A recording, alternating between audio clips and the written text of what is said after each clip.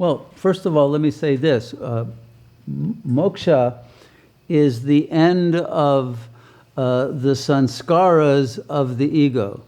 So when the ego and then the deeper, the subtler sanskaras of the soul must also be dissolved.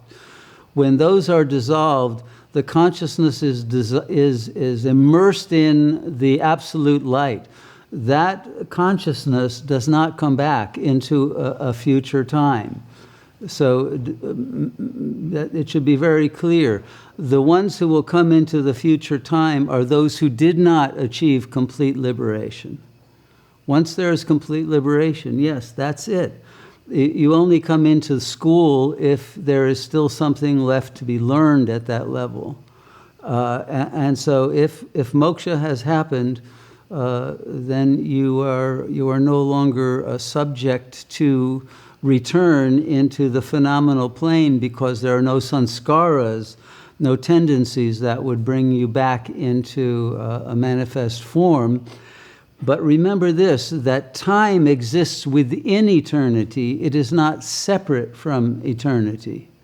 And time itself, although from within time it seems like it's moving in some linear way, all time is present now, in every now, because eternity contains everything. There's no linearity, and there's no duality. And this is why the Buddhists say samsara is nirvana. Nirvana is samsara. So it can be that a liberated being is, not with any sanskaras at all, is nonetheless brought back as an avatar for a specific function, but without any identification with the body, which is what an avatar means.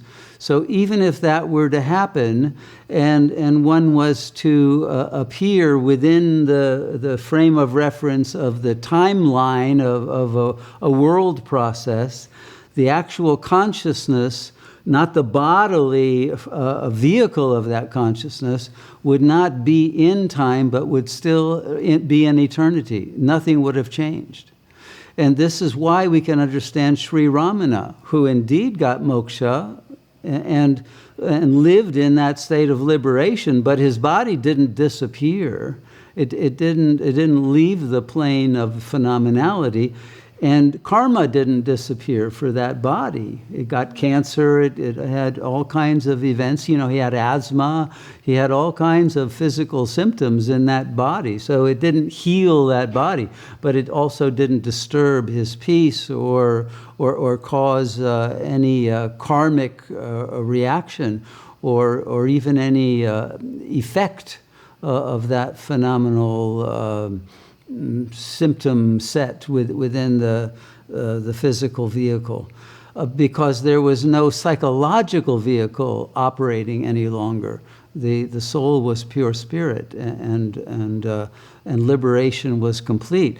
But that doesn't mean that to others there will not be the appearance of a liberated being, apparently as a bodily being. But remember, we are not actually here. We are holograms. We have projected our consciousness into this plane. None of us is actually here, and none of us is actually separate from the one self even now. So no one actually becomes liberated. That's why it's not a conclusion to anything, because you started out liberated. All of this is a play that's happening within the state of liberation, because that's all there is the one liberated eternal self, nothing else. There never was any duality. That's the illusion that mukti or moksha will free you from.